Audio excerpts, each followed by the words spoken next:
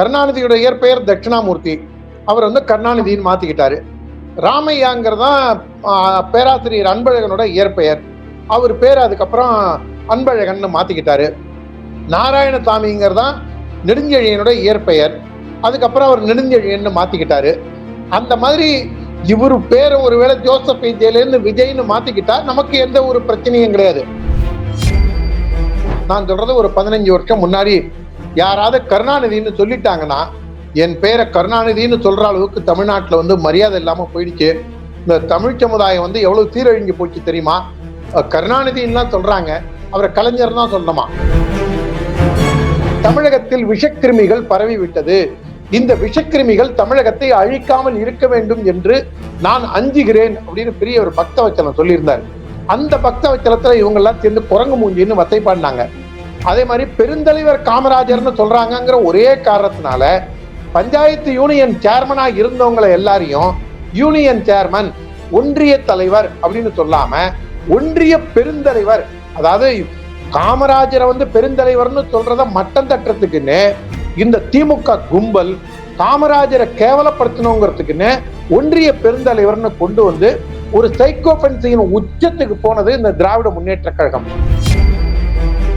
Photo பிடிச்சதுனாலேயே ஆயிடுவானான்னு கேட்டா, அவன் கட்சியில பொறுப்புல இருக்கான், நோட்டீஸ்ல இருக்கு, உங்க அமைச்சர் அவன் வீட்டுல போய் சாப்பிடுறாரு, உங்க கட்சி நிகழ்ச்சியில அவன் இருக்கான், உங்க கட்சியில இருக்கக்கூடிய பல பேர் கூட அவன் போட்டோ பிடிச்சிருக்கான், போஸ்டர்ல அவன் பேர் வந்திருக்கு.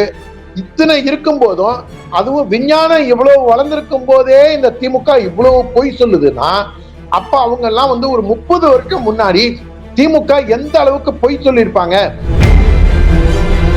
இந்த மெல்டிங் பாயிண்ட் சரவணன் ஒருத்தர் டிவி எல்லாம் வந்து பேசுவார் பாருங்க, அவரு வந்து ட்விட்டர்ல வந்து அருண் ஐபிஎஸ் சப்போர்ட் பண்ணி பேசியிருப்பு அவர் எழுதியிருக்காரு. அதுக்கு கீழே நீங்க சொன்ன மாதிரி பொதுமக்களோட ரியாக்ஷனை பாருங்க, நூற்றுக்கணக்கான பேர் அவரை கழுவி ஊத்திருக்காங்க.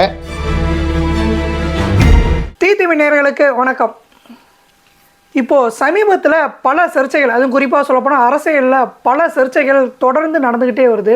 அந்த பல சர்ச்சைகள் பற்றி இன்னைக்கு நம்மோட விவாதிக்கிறதுக்கும் பேசி விளக்கிறதுக்கும் நம்மளுடைய நேயர்களோட இணைஞ்சிருக்காரு ஓமாம்புலியூர் ஜெயராமன் சார் அவர்கள். சார் வணக்கம். வணக்கம். இப்போ வந்து நீங்கள் அரசியல் நீங்களும் தொடர்ந்து கண்டிப்பாக பார்த்துட்டு வருவீங்கன்னு நினைக்கிறேன். இப்போ நேற்று வந்து இளைய தளபதி விஜய், இப்போ புதுசாக கட்சி ஆரம்பிச்சிருக்கக்கூடிய தமிழக வெற்றி கழகம்னு கட்சி ஆரம்பிச்சிருக்கக்கூடிய விஜய் அவர்கள் வந்து கவர்னரை நேற்று சந்திச்சிருக்காரு. அந்த கவர்னர் சைட்லேருந்து சொல்லும்போது என்ன சொல்லியிருக்காங்கன்னா, ஜோசப் விஜய் அப்படின்னு சொல்லியிருக்காங்க. ஜோசப் விஜய் அப்படின்னு சொல்கிறது ஏன் மதத்தை சொல்லணும் அப்படிங்கிற மாதிரி இப்போ சோசியல் மீடியாவில் அதுக்கு ஒரு எதிர்ப்பு கிளம்பியிருக்கு. இதை பற்றி நீங்கள் என்ன சார் சொல்ல வரீங்க? அவர் ஜோசப் விஜயா அப்படின்னு தாண்டி இது ஒரு மத சாயம் பூசுகிற மாதிரி பேசுகிறாங்களே, இதை நீங்கள் எப்படி பார்க்குறீங்க? அதாவது நம்ம தமிழக வெற்றி கழகத்தின் அப்படின்னு ஒரு புதுசா கட்சி ஆரம்பிச்சிருக்காங்க இல்லைங்களா, விஜய் ஆரம்பிச்சிருக்காரு இல்லைங்களா. அந்த விஜய் வந்து அவருடைய முன்னாடி இந்த விஷயத்துக்கு போறதுக்கு முன்னாடி அவருடைய அரசியல் நிலைப்பாட்டை பத்தி ஒரு நிமிஷத்துல நம்ம மக்களுக்கும் நம்ம நேயர்களும் தெரிஞ்சுக்கிட்டோங்கிறதுக்காக சொல்றேன். அக்டோபர் மாசத்துல ஆட்டுக்கு தாடியும் நாட்டுக்கு கவர்னரும் தேவையில்லை அப்படின்னு பேசினவர் தான் இந்த ஜோசப் விஜய் அவர்கள். இப்ப அது அவங்க சொன்னது வந்து அக்டோபர் கடைசி வாரத்துல சொல்லிட்டு, இப்ப அதே ஜோசப் விஜய் வந்து நேத்திக்கு 30ஆம் தேதி, டிசம்பர் மாசம் 30ஆம் தேதி போய் கரெக்டா 2 மாசம் கம்ப்ளீட் ஆன உடனே அவர் சொன்ன வார்த்தையில அவர் இந்த கவர்னரே தேவையில்லைன்னு சொல்லிட்டு, அதே கவர்னரை யார வேண்டான்னு சொன்னாரோ அந்த கவர்னரையே நேரா பார்த்து மனு கொடுக்கறது அவருடைய கான்ட்ரடிக்ஷன்ல, அவருடைய இரட்டை நிலைப்பாடா பாக்குறேன். இது என்னுடைய கருத்து. அதுக்கப்புறம் நீங்க கேட்ட கேள்விக்கு ஜோசப் விஜய் அப்படின்னு சொல்லும் போது அதானுங்க அவருடைய பேரு. எஸ்.ஏ. சந்திரசேகர், ஆல்பர்ட் சந்திரசேகருங்கிறது தான் எனக்கு தெரிஞ்ச. ஆல்பர்ட் சந்திரசேகர் தான் அவங்க அப்பா பேருன்னு நினைக்கிறேன். அதனால ஒரு ஆல்பர்ட் சந்திரசேகர் தான் சொல்ல முடியும். ஜோசப் விஜய்ன்னு தான் சொல்ல முடியும். வேணா உங்களுக்கு 2-3 உங்களுக்கு நான் வேணாலும் இது அனுப்புறேன். அந்த மெர்சல் படம் வந்த போது அண்ணன் ஹெச் ராஜா அவர்கள் அவர் பெயரை ஜோசப் விஜய்னு குறிப்பிட்டு பேசினார்னு சொல்லி அவருக்கு மதசாயம் பூசுறாங்கன்னு சொல்லி இங்க இருக்கக்கூடிய நடுநிலை நெக்கைகளும் குறிப்பாக இந்த நாடு பண்பாடு கலாச்சாரம் இந்த விழுமியங்களுக்கு எதிராக செயல்படக்கூடிய கும்பலும் சேர்ந்து அண்ணன் ராஜாவை வசைபாடி தீர்த்தது. எப்படி நீங்க அவரை போய் ஜோசப் விஜய்னு சொல்லலான்னு அவங்க மூஞ்சியிலெல்லாம் கரிய பூச்சினா மாதிரி அதற்கு விளக்கமாக 2 நாள் கழித்து தற்பொழுது தமிழக வெற்றி கழகத்தின் தலைவராக இருக்கக்கூடிய ஜோசப் விஜய் அவர்கள் அவரே ஓன் பண்ணிக்கிற பேரு. அப்படி இருக்கும்போது ரெண்டாவது இதுல இன்னொரு விஷயமும் நம்ம பார்க்கணும். அவர் ஆளுநர் மாளிகைக்கு ராஜ்பவனுக்கு போகும்போது அவருடைய ஐடி கார்டை கொடுத்திருப்பாரு. அந்த ஐடி கார்டுல என்ன பேர் கொடுத்திருக்காங்களோ அதை தான் ராஜ்பவன்லயும் குறிப்பிட்டு சொல்லியிருப்பாங்கிறது என்னுடைய கருத்து. என்னுடைய அப்படிதான் இருக்கும், அதுதான் நடைமுறை அப்படின்னு நான் சொல்ல வரல. என்னுடைய பார்வையில நான் ராஜ்பவனுக்கு போயிட்டு வந்த அடிப்படையில சொல்றேன். ஓமாம்புலியூர் ஜெயராமன் நான் அறியப்பட்டாலும் என்னுடைய ஐடி கார்டுல வி ஜெயராமன் தான் இருக்கும். அதனால அங்க வந்து ராஜ்பவன்ல இருந்து அவங்க அந்த மாதிரி செய்யும் போது வந்து அவங்க வி ஜெயராமன் தான் சொல்லுவாங்களே தவிர ஓமாம்புலியூர் ஜெயராமன் அது கிடையாது. அதனாலதான் ஜோசப் விஜய்னு அவருடைய ஐடி கார்டுல இருந்திருக்கணும். ரெண்டாவது அவர் லெட்டர் ஹெட்லயும் அப்படி கொடுத்திருக்கவும் வாய்ப்பு இருக்கு. அப்படி இருக்கும்போது எல்லாத்தையும் தாண்டி அவரே ஓன் பண்ணிட்டு இருக்காரு. தாம் பேரை ஜோசப் விஜய்னு சொல்லி பொது வெளியிலேயே பல்வேறு காலகட்டங்கள்ல பதிவு செஞ்சிருக்காரு. நான் வேணா உங்களுக்கு அதை அனுப்பிச்சு தரேன், வாட்ஸ்அப்ல அனுப்பிச்சு தரேன். அது ஒண்ணு. ரெண்டாவது, அவர் வந்து கருணாநிதி மாதிரி, கருணாநிதியோட இயற்பெயர் தட்சிணாமூர்த்தி, அவர் வந்து கருணாநிதின்னு மாத்திக்கிட்டாரு. ராமையாங்கிறதான் பேராசிரியர் அன்பழகனோட இயற்பெயர், அவர் பேர் அதுக்கப்புறம் அன்பழகன் மாத்திக்கிட்டாரு. நாராயணசாமிங்கிறதான் நெடுஞ்செழியனோட இயற்பெயர், அதுக்கப்புறம் அவர் நெடுஞ்செழியன்னு மாத்திக்கிட்டாரு. அந்த மாதிரி இவரு பேரை ஒருவேளை ஜோசப் விஜய்லேருந்து விஜய்னு மாத்திக்கிட்டா நமக்கு எந்த ஒரு பிரச்சனையும் கிடையாது. ஆனா தமிழ்நாட்டுல ஒரு பிரச்சனை என்னன்னா, ஒரிஜினல் பேர்ல இருக்கிறவங்களும் அந்த ஒரிஜினல் பேர்ல சொல்லி கூப்பிட்டா கோபம் வருது. இப்ப விஜய ஜோசப் விஜய் தான் அவருடைய ஒரிஜினல் பேரு. அதை சொன்ன உடனே நேத்தி பல பேர் வந்து இந்த கவர்னர் வந்து தங்கி பையன், அந்த பையன், இந்த பையன்லாம் திட்டி தீத்தாங்க. மரியாதை கட்டத்தனமா கொஞ்சம் கூட அந்த கவர்னருங்கிற அந்த பதவிக்கோ இல்ல அவருடைய வயதுக்கோ கொஞ்சம் கூட மரியாதை கொடுக்காம அவரை திட்டி தீத்தாங்க. இதுக்கு முன்னாடி ஒரு நடந்த சம்பவம் நான் சொல்றது, ஒரு 15 வருஷம் முன்னாடி யாராவது கருணாநிதினு சொல்லிட்டாங்கன்னா, என் பேரை கருணாநிதினு சொல்ற அளவுக்கு தமிழ்நாட்டுல வந்து மரியாதை இல்லாம போயிடுச்சு. இந்த தமிழ் சமுதாயம் வந்து எவ்வளவு சீரழிஞ்சு போச்சு தெரியுமா? கருணாநிதின்லாம் சொல்றாங்க, அவரை கலைஞர் தான் சொல்லணுமா? அந்த மாதிரி ஒருவேளை இப்ப இவங்க எல்லாம் பொங்கறதுக்கு காரணம் இந்த ஜோசப் விஜய்னு சொன்னதுக்கு பதில இளைய தளபதி அப்படின்னு சொல்லி இருந்தா பேசாம இருந்திருப்பாங்களா என்னன்னு தெரியல. ஜோசப் விஜய் ஜோசப் விஜய் தான் கூப்பிட முடியும், கருணாநிதியை கருணாநிதியும் தான் கூப்பிட முடியும். இப்ப சீமான் பேரை மாத்திட்டு இருக்காரு. அவருடைய பேர் வந்து செபாஸ்டியன் சைமன் அப்படிங்கிறாங்க. ஒருவேளை அவர் பேரை அவர் கட்சி சார்ந்தவர் ஒருத்தரை யூடியூப் பேட்டியில நான் பார்த்தேன். சினிமாவில் இருக்கிறவரு, அவங்க அப்பா அம்மா பேரு அன்னம்மாள், செபாஸ்டியன், அவங்க கூட பிறந்த தம்பி பேரு அப்படின்னு சொல்லி சொல்றாரு. ஆனா நம்ம யாருமே அவரை வந்து பொது வெளியில அழைக்கும் போது சைமன் நம்ம கூப்பிடுறது இல்லை. அவர் பேரை சீமான்னு அழைக்கணும்னு நினைச்சு கெசட்லயும் அப்படி மாத்திட்டு இருக்காரு. அதனால நம்ம சீமான் தான் கூப்பிடுறோம். நமக்கு எந்த ஒரு மதவெறியோ வெறுப்போ பிற மதங்கள் மீது காழ்ப்புணர்ச்சியோ நமக்கு கிடையாது. மாறாக அவங்கதான் மத அடிப்படையில நம்மளை வசைப்படுறாங்க, அவங்களையும் நம்ம கடந்து போவோம். அதே மாதிரி பார்த்தீங்க அப்படின்னாலுமே அவர் பேசும்போது ஜோசப் விஜய் அப்படின்னு நீங்கள் சொன்னாருன்னு சொல்கிறீங்க. அவருடைய தன்னை அடையாளப்படுத்திக்கிறதையுமே ஜோசப் விஜய்னு சொல்கிறான்னு சொன்னீங்க. நேற்று நடந்த சம்பவம் என்ன அப்படின்னா, அந்த கைப்பட எழுதி ஒரு லெட்டர் வந்து மற்றொரு எல்லாத்துலேயுமே வந்து, அதாவது இந்த தொண்டர்கள் மூலியமாக விநியோகிக்க போகும்போது, அதாவது இந்த இவர் இருக்கார்ல புஷி ஆனந்த், அவர் விநியோகிக்க போகும்போது அந்த ஒரு இடத்துல வந்து விஜய்னு ஒரு நபர் வந்து சொன்னதா புஷி ஆனந்த் அவர்கிட்ட போய் சண்டைக்கு போயிருக்காரு. அந்த புஷி ஆனந்த் நபர் வந்து இன்னொரு நபர்கிட்ட சண்டைக்கு போயிருக்காரு. இப்போ இந்த ஒரு வித்தியாசம், ஒரு வேறுபாடு தெரிகிற மாதிரி இல்லையா? நீ ஏன் விஜய்னு சொல்லின, என் தலைவரோட பேர் எப்படி நீ சொல்லலாம் அப்படின்னு சொல்லி புஷி ஆனந்த் சண்டைக்கு போனதா இவர் வந்து ஒரு பேட்டி கொடுத்துருக்காரு அந்த நபர். இதை நீங்க எப்படி பாக்குறீங்க? இப்போ அதான் சொல்றேனே, தமிழ்நாட்டோட சாபக்கேடு. நீங்க பேர் வச்சு நீங்க கூப்பிட்டீங்கன்னா, நீங்க ஒண்ணும் இல்லை, நான் பிஜேபியில இருக்கேன், அருமை அண்ணன் ஹெச் ராஜா என்னோட 10 வயது மூத்தவர், அவரை வந்து நான் ராஜா அண்ணன் அப்படின்னு கூப்பிட்டா என் பேரை நீ எப்படிரா சொல்லலாம், தர்ம போராளின்னு தானே சொல்லணும் அப்படின்னு அவரு கோச்சிக்கிறது கிடையாது. பொன் ராதாகிருஷ்ணன் என்னோட ஒரு 15-16 வயது மூத்தவர், அவரை போய் நான் வந்து வாழும் காமராஜர் அப்படின்னு தான் கூப்பிடணும்னு அவர் சொல்றது இல்லை. ராதா அண்ணன் ராதா அண்ணன் அப்படின்னு நம்ம சொன்னாலும் அவரும் வந்து என்ன தம்பின்னு தான் கேட்கிறாரு தவிர நீ எப்படி என்ன வாழும் காமராஜர்னு சொல்லலான்னு அவரு கோச்சிக்கிறது இல்லை. அதனால இல கணேசன் இப்ப மேகாலயா கவர்னரா இருக்காங்க, மணிப்பூரா மேகாலயா கவர்னரா இருக்காங்க. அவரை வந்து இல கணேசனா எல்ஜின்னு தான் கூப்பிடுவோம். எல்ஜி அப்படின்னா என்னோட ஒரு 25 வயது மூத்தவர் அவரு. அவரை நம்ம கூப்பிடும் போது அவரு ஒன்னும் அதுக்காக கோவப்பட்டு என் பேரை ஏன் சொன்னேன்னு கூப்பிடுறது இல்லை. எல்லாத்தையும் விட என் தகப்பனாரை விட வயதில் மூத்தவராக இருந்த என் குருநாதர், நான் நாளும் நினைத்து பார்க்கக்கூடிய, எனக்கு வாழ்க்கையை அமைத்து கொடுத்த, எனக்கு திருமணம் செய்து வைத்த என்னுடைய குருநாதர் வீரத்துறவி ராமகோபாலனை நான் கோபால்ஜி, அவர் போன் பண்ணும்போது நான் கோபால்ஜி பேசுறேன் அப்படின்னு சொன்னா கூட நான் வந்து சொல்லுங்க கோபால்ஜி, போன் பண்ணும்போது ஐயா பேசணும், யாரு கோபால்ஜியா அப்படின்னு கேட்கும்போது கூட அவரு ஒன்னும் கோச்சுக்கிட்டது கிடையாது. யாரு, நான் வந்து உங்க அப்பனோட பெரியவன், என்ன எல்லாரும் வீரத்துறவின்னு கூப்பிடுறாங்க, அதனால நீ என்ன வீரத்துறவின்னு தான் கூப்பிடணும், அந்த மாதிரி சொன்னது இல்லை. இது ஒரு சைக்கோபென்சிய தமிழ்நாட்டுல இவங்க ஒரு சைக்கோ, இந்த ரெண்டு கழகங்களும் சாதிச்சது என்ன அப்படின்னா, நீங்க பக்தவச்சலம் தமிழக முதல்வராக இருந்த வரைக்கும், காமராஜர் பெருந்தலைவர் காமராஜர் முதல்வராக இருந்த வரைக்கும் இந்த பிரச்சனை எல்லாம் இல்லாம இருந்தது. இந்த திராவிட கட்சிகள் என்றைக்கு தலையெடுத்ததோ, பெரியவர் பக்தவச்சலம் அவர்கள் 67ஆம் ஆண்டுல சொன்னதை நான் தற்பொழுது நினைவு கூற விரும்புகிறேன். தமிழகத்தில் விஷக்கிருமிகள் பரவி விட்டது, இந்த விஷக்கிருமிகள் தமிழகத்தை அழிக்காமல் இருக்க வேண்டும் என்று நான் அஞ்சுகிறேன் அப்படின்னு பெரியவர் பக்தவச்சலம் சொல்லியிருந்தார். அந்த பக்தவச்சலத்துல இவங்க எல்லாம் சேர்ந்து குரங்கு மூஞ்சின்னு வசைப்பாடினாங்க. அதே மாதிரி பெருந்தலைவர் காமராஜர்னு சொல்றாங்கிற ஒரே காரணத்தினால பஞ்சாயத்து யூனியன் சேர்மனா இருந்தவங்களை எல்லாரையும் யூனியன் சேர்மன், ஒன்றிய தலைவர் அப்படின்னு சொல்லாம ஒன்றிய பெருந்தலைவர், அதாவது காமராஜரை வந்து பெருந்தலைவர்னு சொல்றத மட்டம் தட்டுறதுக்குன்னு இந்த திமுக கும்பல் காமராஜரை கேவலப்படுத்தணுங்கிறதுக்குன்னு ஒன்றிய பெருந்தலைவர்னு கொண்டு வந்து ஒரு சைக்கோபென்சியின் உச்சத்துக்கு போனது இந்த திராவிட முன்னேற்ற கழகம். வெறும் வாயால வட சொல்ற இந்த திராவிட முன்னேற்ற கழகம் மக்கள் மனதிலையும் சரி, அதை தாண்டி புசி ஆனந்தே போய் இந்த மாதிரி சண்டை போட்டாரு, அவர் போய் அதுக்கு ஒருத்தர் பேட்டி கொடுத்தாரு, எப்படா என் தலைவன் பேரை சொல்லலாம் அப்படின்னு. இது வந்து தமிழகம் சீரழிந்து போய்விட்டு ஒரு உருவமா தான் நான் பாக்குறேன். மோடிஜி அப்படின்னு கூட பிரதமர் மோடியை கூப்பிடலாம். நான் வாஜ்பாயை பார்க்கும்போது அட்டல்ஜி நமஸ்தே அப்படின்னு இருக்கேன். அதனால வந்து அவர் வந்து அட்டல்ஜி வந்து உனக்கு எனக்கு 50 வயசு வித்தியாசம், நீ எப்படா என்னை பார்த்து இப்படி கூப்பிடலாம் அப்படின்னு அவரு கேட்டதே கிடையாது.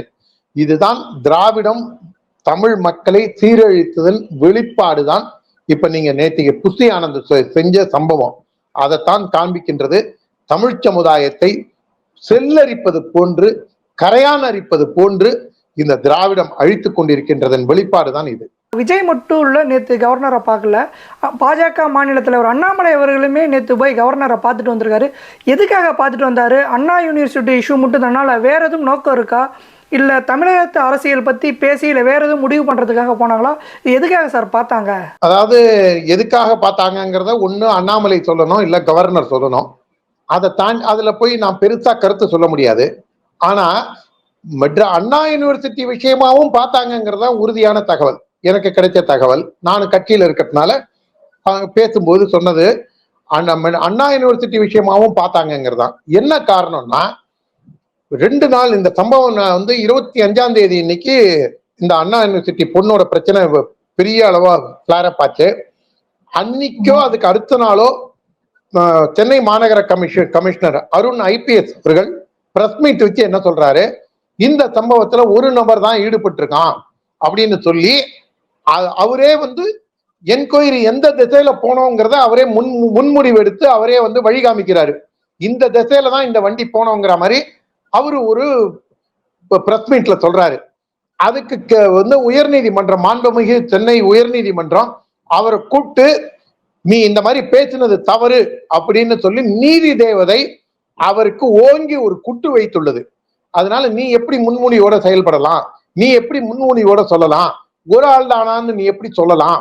ஆனா இதுக்கு மாறாக ஊடகங்கள்ல வந்தது உங்களுக்கு தெரிஞ்சிருக்கும். இப்ப 2 நாளா யார் அந்த சார் அப்படின்னு, என்னுடைய அன்பு தம்பி பேராசிரியர் நம்ம ஓபிசினியோட மாநில பொதுச் செயலாளர் இருக்கக்கூடிய அன்பு தம்பி அரியலூர் வீர திருநாவுக்கரசு, அரியலூரை சேர்ந்தவன், அந்த தம்பி கூட ஒரு போஸ்ட் அடிச்சு ஒட்டியிருக்காரு.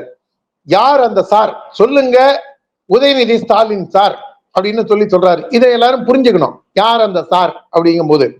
நேத்திக்கு என்னுடைய அருமை சகோதரர் கன்னியாகுமரி மாவட்டத்தை சார்ந்த பல்வேறு சின்னப்பா கணேசன் என்கின்ற பத்திரிகையாளர், அவர் கூட நேத்திக்கு ஒரு சேனல்ல பேசும்போது அந்த சாரா உதயநிதி ஸ்டாலினா இருக்கலாமா, மா சுப்பிரமணியமா இருக்கலாமா அப்படின்னு அவர் பல்வேறு கருத்துக்களை முன்வைக்கிறாரு. அதனால யார் அந்த சார்னு கண்டுபிடிக்க வேண்டிய தமிழக காவல்துறை முன்முடிவு எடுத்து இந்த கேஸ ஊத்தி மூடும் விதமாக ஒத்தந்தான் அதுல தலையிட்டு இருக்கான் அப்படின்னு சொல்றதெல்லாம் வந்து இந்த ஆட்சியாளர்கள் செய்யக்கூடிய அட்டுழியத்தை தட்டி கேட்பதற்காக அண்ணாமலை அவர்கள் நேற்றைக்கு கவர்னரை பார்த்து அதையும் சேர்த்துதான் மனு கொடுத்திருக்காரு நேற்றுக்கு. அது சம்பந்தமாகவும் பேசப்பட்டிருக்குங்கிறதா என்னுடைய கருத்து. அதோட இல்லாம தமிழகத்துல சட்டம் ஒழுங்கு இடைமறிக்கிறதுக்கு மன்னிக்கணும். அந்த ஒரு நபர் அப்படின்னு அவர் சொல்றாரு. அந்த ஒரு நபரை தாண்டி மற்றவங்க இருக்காங்க அப்படிங்கிறது மற்றவங்க சாதாரண இன்னைக்கு இருக்கக்கூடிய சாதாரண ஒரு குடிமகனுக்கு கூட தெரியறதுக்கு அதிகமான வாய்ப்பு இருக்குது. பேசிக் அறிவோட யோசிச்சா கொஞ்சம் அதிகமான வாய்ப்பு. ஏன்னா ஒரு நபர் உள்ளே போய் இவ்வளோ ஒரு அட்டூழியம் பண்ணுறதுக்கு வாய்ப்பு ரொம்ப ரொம்ப ரொம்ப கம்மி. ஸோ மற்றவங்களை எதுக்காக அதை காப்பாற்றுற மாதிரி அவர் பேசுகிறாரா, இல்லை வேறு எதுவும் இதில் உள்நோக்கம் இருக்கா, இல்லை ஆளுங்கட்சிக்கு எதுவும் சப்போர்ட் பண்ணுற மாதிரி இது இருக்கா, எப்படி சார் இது? கண்டிப்பா அருண் ஐபிஎஸ் பேசுறத பார்த்தா ஒரு திமுக ரகுபதியும் அவர் அல்லேலுயா பாபு அவரும் மா சுப்பிரமணியமும் பேசுறத கிட்டத்தட்ட அதை ஒட்டியே தான் அவர் பேசுறாரு. இந்த மெல்டிங் பாயிண்ட் சரவணன் ஒருத்தர் டிவி எல்லாம் வந்து பேசுவார் பாருங்க, அவரு வந்து ட்விட்டர்ல வந்து அருண் ஐபிஎஸ் சப்போர்ட் பண்ணி பேசியிருப்பு அவர் எழுதியிருக்காரு. அதுக்கு கீழே நீங்க சொன்ன மாதிரி பொதுமக்களோட ரியாக்ஷனை பாருங்க. நூற்றுக்கணக்கான பேர் அவரை கழுவி கழுவி ஊத்திருக்காங்க. ஏன் முழு பூஷணிக்காய சோத்துல மறைக்கிற, அருண் பேசினதுக்கு தான், அருண் ஐபிஎஸ் பேசினதுதான் மாண்பமை சென்னை உயர்நீதிமன்றமே மெட்ராஸ் ஹைகோர்ட்டே ஒரு குட்டு வச்சிருக்க, அதுக்கப்புறமும் நீங்க வந்து அவரை வந்து கட்சிக்கார மாதிரியே பேச வைக்கிறீங்களே, அவர் உங்க கட்சிக்கார மாதிரி பேசினதுதான் நீங்க ஆதரிக்கிறீங்க அப்படின்னு சொல்லி ரொம்ப கடுமையா அவரை விமர்சிச்சு பல பேர் அதுல கருத்தை பதிவு செஞ்சிருக்காங்க. நான் என்ன சொல்ல வரேன்னா, அவருடைய செல்போன்ல அந்த பிரியாணி கடை நடத்தினா பாருங்க ஞானசேகரன், அந்த திமுக காரன், அவன் வந்து ஹார்ட்கோர் திமுக காரன். திமுக மாணவர் அணி துணை செயலாளரா சைதை கிழக்கு பகுதியில இருக்கான். அந்த பகுதி செயலாளர்ல இருந்து, அந்த வட்ட செயலாளர்ல இருந்து, கவுன்சிலர்ல இருந்து, மாவட்ட செயலாளர்ல இருந்து பல பேர்த்த மிக நெருக்கமா இருக்கக்கூடிய நபர் மா சுப்பிரமணியம் அந்த ஞானசேகரங்கிற குற்றவாளி வீட்டுல போய் பிரியாணி சாப்பிட்டது எல்லாமும் வீடியோல இருக்கு. அவங்க திமுகவே இல்ல அப்படின்னு பம்மாத்து பண்றாங்க. ஆனா நேற்றுக்கு ஜே நியூஸ்ல ஒரு செய்தி, ஒரு வீடியோவை வெளியிட்டு இருக்காங்க. அண்ணா அறிவாலயத்துல கருணாநிதி நூற்றாண்டு விழா, ஐயோ கருணாநிதினு சொன்னா திமுக காரங்க எல்லாம் கோச்சுப்பாங்க, கலைஞர் நூற்றாண்டு விழா தொடக்கத்துக்கு அந்த ஆள் போனத அங்க எடுத்த போட்டோக்களை மல்லை சத்யானு மதிமுக இருக்காரு, வைகோக்கு அப்புறம் இருக்கக்கூடிய ஒரே ஒரு நபர் அவர் தான் நினைக்கிறேன் அந்த கட்சியில இருக்கிற 2 பேர்ல அந்த மல்லை சத்யா ஒருத்தர். அந்த மதிமுகவை சேர்ந்த மல்லை சத்யாவோட எடுத்த போட்டோல இருந்து இந்த பிரியாணி கடை தம்பி இருக்காப்புல. உடனே இவங்க எல்லாம் எப்படி, அதுவும் சட்ட அமைச்சர் ரகுபதி, அதெல்லாம நான் கூட கொஞ்சம் மரியாதைக்குரிய நபரா இப்பவும் நினைக்கிறேன், எங்க பக்கத்து சட்டமன்ற தொகுதி திருவிடைமருதூர் சட்டமன்ற தொகுதி எம்எல்ஏவாகவும் தற்போது உயர்கல்வித்துறை அமைச்சராக இருக்கக்கூடிய அவரும் என்ன சொல்றாங்க, போட்டோ பிடிச்சதுனாலேயே அவன் திமுக காரன் ஆயிடுவானா, போட்டோ பிடிச்சதுனாலேயே ஆயிடுவானான்னு கேட்டா, அவன் கட்சியில பொறுப்புல இருக்கான், நோட்டீஸ்ல இருக்கு, உங்க அமைச்சர் அவன் வீட்டுல போய் சாப்பிடுறாரு, உங்க கட்சி நிகழ்ச்சியில அவன் இருக்கான், உங்க கட்சியில இருக்கக்கூடிய பல பேர் கூட அவன் போட்டோ பிடிச்சிருக்கான், போஸ்டர்ல அவன் பேர் வந்திருக்கு. இத்தனை இருக்கும் போதும், அதுவும் விஞ்ஞானம் இவ்வளவு வளர்ந்திருக்கும் போதே இந்த திமுக இவ்வளவு பொய் சொல்லுதுன்னா, அப்ப அவங்க எல்லாம் வந்து ஒரு 30 வருஷம் முன்னாடி திமுக எந்த அளவுக்கு பொய் சொல்லியிருப்பாங்க. ஒரு புழுகு மூட்டையே ஒரு வாழ்வியல் முறையாக பொய் சொல்லுவதையே தன்னுடைய வாழ்வியல் முறையாகத்தான் இந்த திராவிடர் கழகமும் திமுகவும் இருந்திருக்க வேண்டும் என்பதுதான் என்னுடைய தீர்மானமான கருத்து. இது நம்பர் 1. நம்பர் 2, இவங்க வந்து இதெல்லாம் வெளியில கொண்டு வர வேண்டிய ஊடகங்கள் 1-2 ஊடகங்களை தவிர மற்ற அனைத்து ஊடகமும் யார் அந்த சாருங்கிறத பத்தி பெருசா கேள்வி எழுப்பல. நம்பர் 1. நம்பர் 2, அவன் திமுக இருந்தாங்கிறத ஜே நியூஸ்ல விலாவாரியா ஒரு வீடியோ எடுத்து போட்டிருக்காங்க. நம்பர் 2, மற்றொரு தொலைக்காட்சி சேனல்ல, அதுவும் வந்து வேறொரு கட்சியை சேர்ந்த சேனல், அந்த சேனல்ல இந்த ஞானசேகரன் வீட்டு வாசல்ல இருந்த கொடிக்கம்பம், அவன் வீட்டு வாசல்ல ஒட்டப்பட்டிருந்த போஸ்டர், அவன் வீட்டுக்குள்ள இருந்த திமுக கொடி எல்லாத்தையும் அவனை கைது செய்யும் போதே அள்ளிட்டு போயிட்டாங்க அப்படின்னு ஒரு செய்தி வந்த வீடியோவையும் நான் பார்த்து அதையும் எடுத்து வச்சிருக்கேன். இவ்வளவு தூரம் இருக்கும் பொழுது தமிழக ஊடகங்கள் வெட்ட வெளிச்சமாக பேச வேண்டியதை மறுத்து தமிழக மக்களுக்கு இந்த ஊடகங்களும் துரோகம் செய்கின்றது என்று நான் நம்முடைய சேனல் வாயிலாக குற்றம் சாட்டுகின்றேன். 120 வீடியோ அவன் எடுத்து வச்சிருக்கான்னா அப்ப எத்தனை பெண்களுடைய வாழ்க்கை சூறையாடப்பட்டிருக்கும் என்பதை யோசித்து பாருங்கள். இந்த ஊடகங்கள் தன்னுடைய வயிற்று பிழப்புக்காக, தன்னுடைய ஒரு சான் வயிற்று பிழப்புக்காக இந்த ஊடக நெறியாளர்கள் திமுகவின் இந்த மாபாதக கொலை பாதக ஒரு பெண்களின், நம்ம வீட்டு குழந்தைகளின் எதிர்காலத்தை சூறையாடும் வேலையை செய்யும் திமுகவுக்கு துணை போறாங்கன்னா இதை விட ஒரு பெரிய ஒரு அயோக்கியத்தனம் தமிழ்நாட்டுல உண்டா சொல்லுங்க. உங்களுடைய நேரத்தை ஒதுக்கி நம்முடைய நேயர்களுக்காக பல கருத்துக்களையும் தாண்டி உண்மை நிலவரத்தையும் நம்முடைய நேயர்களுக்காக சொல்லியிருக்கீங்க. ரொம்பவே நன்றிங்க சார். நன்றி, வணக்கம்.